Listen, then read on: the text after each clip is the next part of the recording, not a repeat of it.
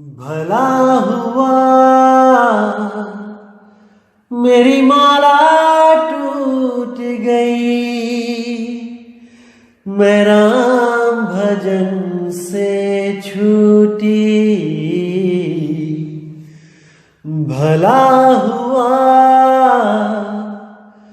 मेरी माला टूट गई, मैं राम भजन से छूटी। मेरे सिर से टली बला, भला हुआ मेरी माला टूट गई, मैं राम भजन से छूटी। मैं राम भजन से छूटी।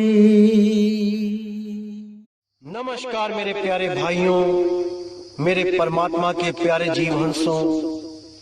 मैं सदा ही यही चाहूंगा कि आप सब मेरे भाई इतने विवेकी हो जाएं कि आपके सामने कोई भी असत्य रखे और आप क्षण भर भी ना लगाओ उस असत्य को परखने में। एक पल में आप सत्य और असत्य का निर्णय कर दो। मैं यही चाहता हूं।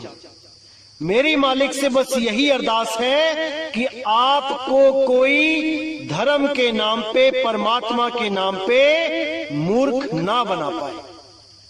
ऐसी कोई चीज ना हो जो आपको ना पता हो। हर चीज क्रिस्टल क्लियर होनी चाहिए, तभी मेरे भाई इस काल के जाल से आप बच पाओगे। अन्यथा ये जितने भी काल के दूत बैठे हैं, ये सब आपको भ्रमित करने के लिए इस दुनिया में आए हैं। लेकिन ये आपके ऊपर डिपेंड है कि आपने भ्रमित होना है कि नहीं होना है। तो मेरे भाइयों, आज आपको एक ऐसा राज खोला जाएगा जिसको जानने के बाद आप समझ पाओगे कि आपके साथ कितना बड़ा धोखा किया जा रहा था। इस 12वें पंथ में कितना मूर्ख बनाया जा रहा था आपको इस 12वें पंथ के कालदूतों द्वारा। लेकिन आज सारा पर्दा उठा दिया जाएगा। अगर आप 1% भी विवेकी होगे, एक पल में समझ जाओगे कि दास कहना क्या चाहता है, क्या बताना चाहता है आपको। दोस्तों, आज का जो सत्संग है वो शब्द और अक्षर में क्या भेद होता है, आज इस पे सत्संग किया जाएगा। क्योंकि आपने देखा है कि कई काल के दूत अक्षर और शब्द में फर्क ही नहीं कर पा रहे हैं। उनको समझ में ही नहीं आ रहा है कि अक्षर किसे कहते हैं और शब्द किसे कहते हैं। उन लोगों को पहली दूसरी कक्षा में जाने की जरूरत है, लेकिन बदकिस्मती से ऐसे अनपढ़ लोग धर्म गुरु बन के बैठ गए हैं। दुनिया को मुक्त कराने के लिए अपनी कमर कस के बैठ गए हैं। जिनको अक्षर और शब्द तक में फर्क नहीं पता, वो मंत्रों के सहारे मुक्ति देने की आशा लगा के बैठ गए हैं। तो आज इसी पे सत्संग किया जाएगा कि क्या होते हैं अक्षर और क्या होते हैं शब्द।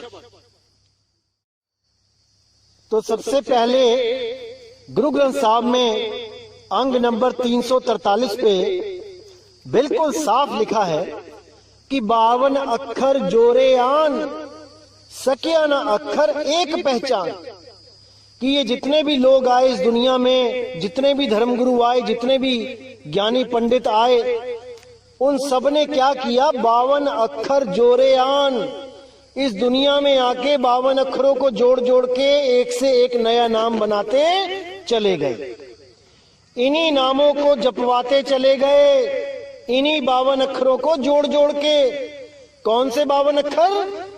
आ आ ई ई उ उ ये स्वर, और का खा गा घा अंगा चा छा जा जा ये व्यंजन। इन्हीं स्वर और व्यंजनों को जोड़ जोड़ के ये नाम बनाते चले गए। तो यहां साहिब ने साफ बोला कि 52 अक्षर जोरे आन, सकियाना अक्षर एक पहचान। उस एक अक्षर को कोई नहीं जान पाया जो आदि अक्षर है, जो लिखने बोलने पढ़ने में नहीं आता, जो इन 52 अक्षरों में नहीं आता। लेकिन इन काल के दूतों ने क्या अनुवाद कर दिया इसका कि 52 अक्षर का मतलब होता है संस्कृत के ग्रंथ, यानी वेद हो गए, पुराण हो गए और जितने भी मनुस्मृतियां हो गई, ये जितने भी संस्कृत के ग्रंथ हैं इनमें वो अक्षर नहीं आता। ऐसा बोल के इन्होंने भ्रमित कर दिया। और कौन से अक्षर की बात करी? सोहंग, कि ओम आ जाता है वेदों में भी पुराणों में भी, लेकिन सोहम नहीं आता, सोहंग नहीं आता, ये बोल के इन्होंने इस 52 अक्षरों को तोड़ मरोड़ दिया। इन 52 अक्षरों को घोषित कर दिया कि ये तो संस्कृत भाषा की तरफ इशारा है, संस्कृत भाषा के ग्रंथों की तरफ इशारा है, कि संस्कृत भाषा के ग्रंथों में सोहंग नहीं है, ये केवल कबीर बाणी में मिलेगा। ऐसा भ्रमित कर दिया इन लोगों ने। तो आज दोस्तों आपको इसी भ्रम जाल से बाहर निकालेंगे, और अगर आप में 1% भी विवेक होगा तो आप एक पल में इनकी चोरी पकड़ लेंगे।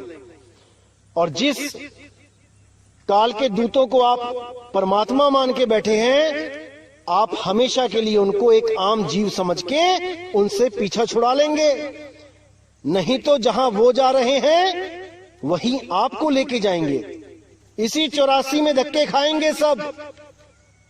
लेकिन जो बंदी छोड़ के इस मूल ज्ञान को समझ जाएगा वो हमेशा हमेशा के लिए मुक्त हो जाएगा मेरे भाई, मुक्त।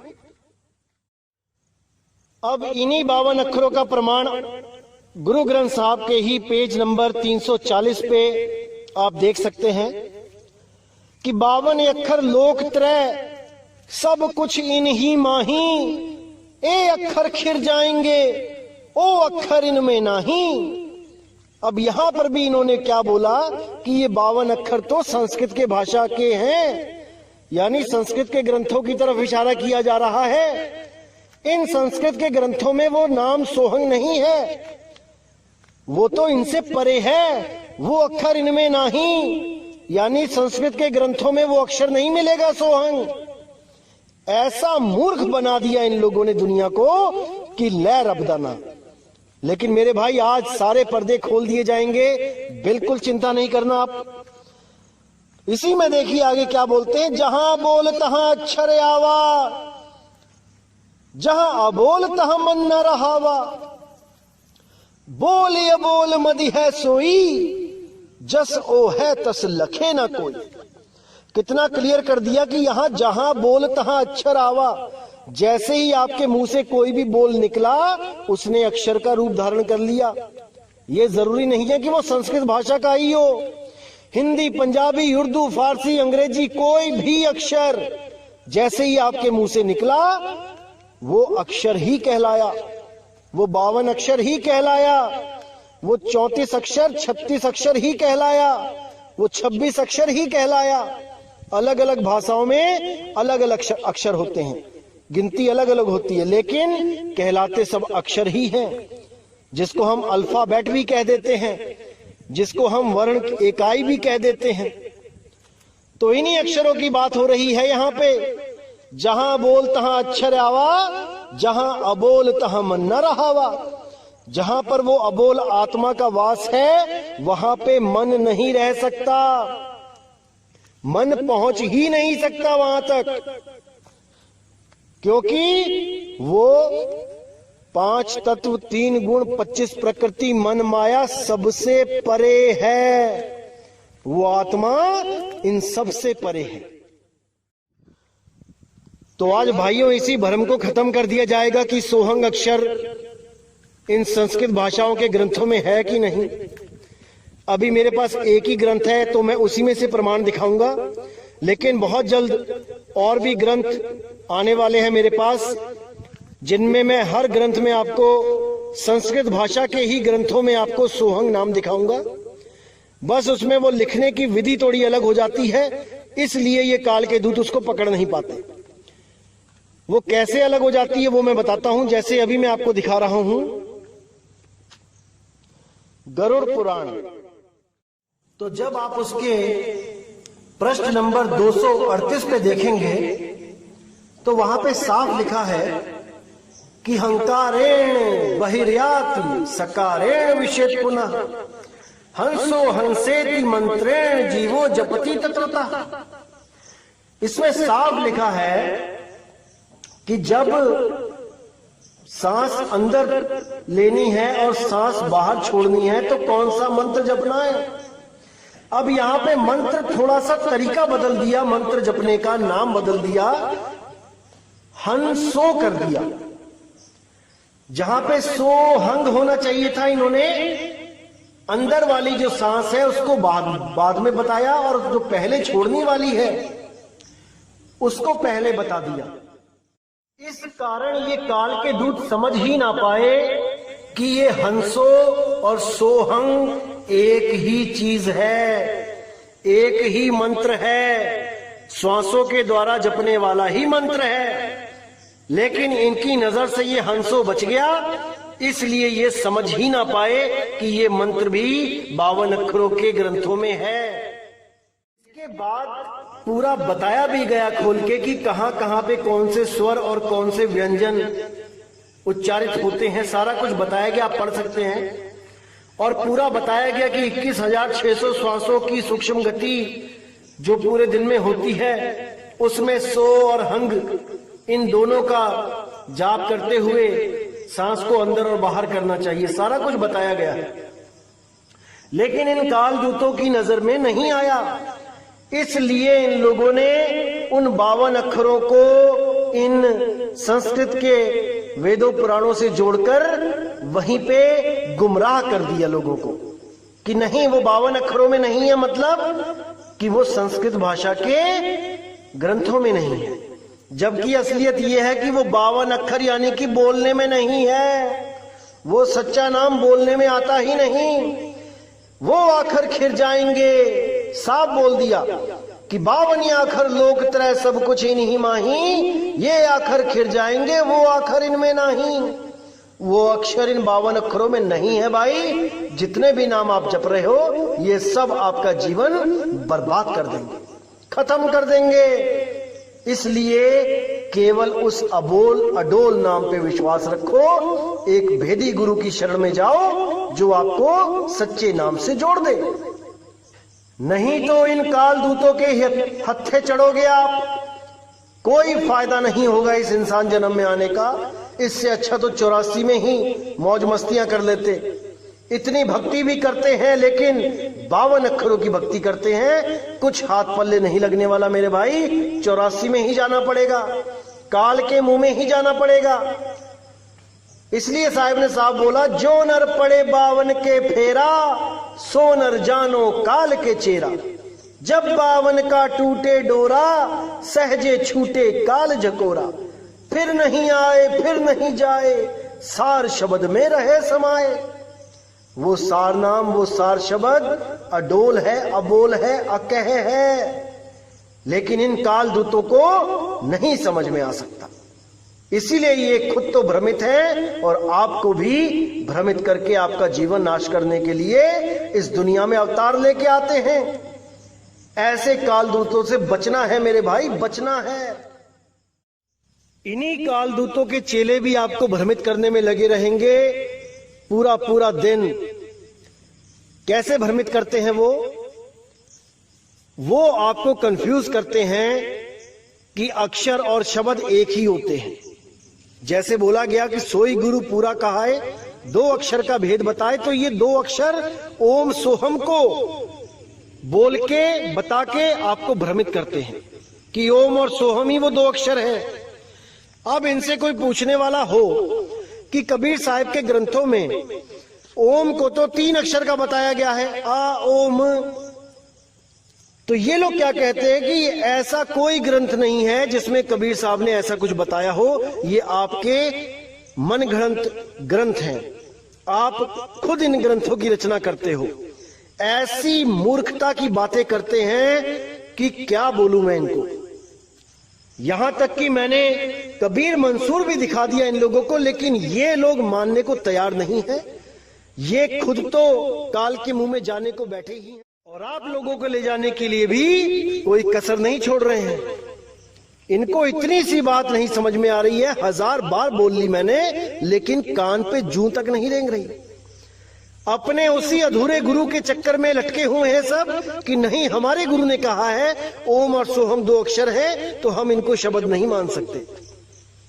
जबकि कबीर साहब स्वयं अपने ग्रंथों में कह रहे हैं कि ओम 3 अक्षर और सोहम भी 4 अक्षरों का मंत्र है। स ओ ह म सोहम। ये कालदूत आजकल मेरठ में अपना अड्डा लगा के बैठा है, तो मैं इसके साथ जो बात हुई है वो भी डालना चाहूंगा ताकि आप भी सुने। और जो भी मेरे भोले भाले भाई इस कालदूत के पंजे में जो अटके हुए हैं, वो जल्दी से जल्द वहां से आजाद हो और इससे सवाल जवाब करें, इसके ज्ञान को परखें। इस कालदूत को इतना भी नहीं पता कि अक्षर और शब्द में क्या फर्क है, और आप सबकी आत्माओं का ठेका लेके बैठ गया है उनको मुक्त कराने के लिए। अरे भाई, पहले अपना तो कल्याण कर ले, बाकियों का बाद में देख लेना। पहले खुद तो समझ लो कि कबीर साहब क्या कहना चाहते हैं, बाकियों को बाद में समझा लेना। देखो क्या कहते हैं कबीर साहब, आंखें खोल के देखो। तो देखिए यहाँ कितना स्पष्ट लिखा है कबीर मंसूर में, पेज नंबर 1028 पे, कि सो ओम 3 अक्षर आ ओ म के संयोग से बना है। जो कोई इस ओम कार के यथार्थ भेद को समझता हो वही आत्म ज्ञान का अधिकारी हो सकता है। कहे हुए तीनों अक्षर 5 स्वरूपों में प्रकट होते हैं, इस प्रकार से लिखे जाते हैं, अथवा ओम यह इनका यथार्थ स्वरूप है। अब यहाँ पे ओमकार की बात थी, तो ओमकार 5 अक्षरों के द्वारा पंचाक्षर मंत्र कहलाता है, लेकिन यहाँ पर इसका यथार्थ स्वरूप है 3 अक्षर का ओम। अब इतनी सी बात इस कालदूत के समझ में नहीं आ रही और इसने हमें बोल दिया कि ये कौन सा नकली ग्रंथ है। ऐसी व्याख्या कभी कबीर साहब ने नहीं करी। आइए सुनते हैं इसी की जुबानी। और ये कौन से नकली शास्त्र में से दिखा रहे हो ये प्रमाण? कोई कबीर साहिब जी का लेके आओ। कबीर साहिब जी ने कभी भी इस तरीके से व्याख्या नहीं करी है, ये कबीर साहिब जी का नहीं है। कोई तुम्हारा छापा हुआ नकली कबीर मंसूर लगता है, परमात्मा वाला कबीर मंसूर नहीं है, क्योंकि परमेश्वर ने इस तरीके से व्याख्या ना कभी की है, आज तक का इतिहास है, उठा के देख लो कभी भी। सत साहिब। और ये कौन से नकली शास्त्र में से दिखा रहे हो ये प्रमाण? कोई कबीर साहिब जी का लेके आओ। कबीर साहिब जी ने कभी भी इस तरीके से व्याख्या नहीं करी है, ये कबीर साहिब जी का नहीं है। कोई तुम्हारा छापा हुआ नकली कबीर मंसूर लगता है, परमात्मा वाला कबीर मंसूर नहीं है, क्योंकि परमेश्वर ने इस तरीके से व्याख्या ना कभी की है, आज तक का इतिहास है, उठा के देख लो कभी भी। सत साहिब। तो भाइयों, मेरा काम था इसकी सच्चाई खोलना और मैंने इसकी सच्चाई खोल दी है। अब आप देखिए कि आपने इसके चंगुल में फंसे रहना है कि परमात्मा के मूल ज्ञान को समझ के आगे बढ़ जाना है, इन लोगों को छोड़ देना है। क्योंकि ये लोग तब तक ही आपको मूर्ख बना के रख सकते हैं जब तक आपको यथार्थ ज्ञान नहीं हो जाता। जब आपने कबीर साहब के ग्रंथ को देखकर उसमें प्रमाण देख लिए, तब इन लोग की इतनी हिम्मत नहीं कि आपको भ्रमित कर सकें। लेकिन अगर आप सब कुछ देखने के बाद भी इन्हीं के चंगुल में फंसे रहना चाहते हैं, तो मेरे भाई आपको आजाद करने वाला कोई नहीं। फिर तो स्वयं कबीर साहब आके भी आपको आजाद नहीं कर पाएंगे। आप जहां हो वहीं रहो और इन्हीं लोगों के चक्कर में 84 में गोते खाते रहो। आपको बचाने वाला कोई नहीं होगा। क्योंकि अगर इतने प्रमाण देख के भी आप में इतना भी विवेक ना जागा तो मेरे भाई व्यर्थ है ये सत्संग करना, कोई फायदा नहीं। तो इसी के साथ दोस्तों अब मुझे विदा करें, और आगे भी मैं कई प्रमाण दिखाता रहूंगा, इन लोगों के अज्ञान के पर्दे खोलता रहूंगा। बस आपने अपना विवेक जगा के रखना है, आपने कहीं धोखा नहीं खाना है। इसी के साथ दोस्तों मुझे विदा करें। जय गुरु बंदी छोड़ वैराग साहिब, जय गुरु बंदी छोड़ साधु शरण साहिब, जय गुरु बंदी छोड़ बाबा मदन साहिब, बाबा गरीबदास साहिब, बाबा नानक जी। जय जय सतगुरु बंदी छोड़ कबीर साहिब की सदा ही जय हो, सदा ही जय हो मेरे मालिक की साहिब बंदगी। सतनाम।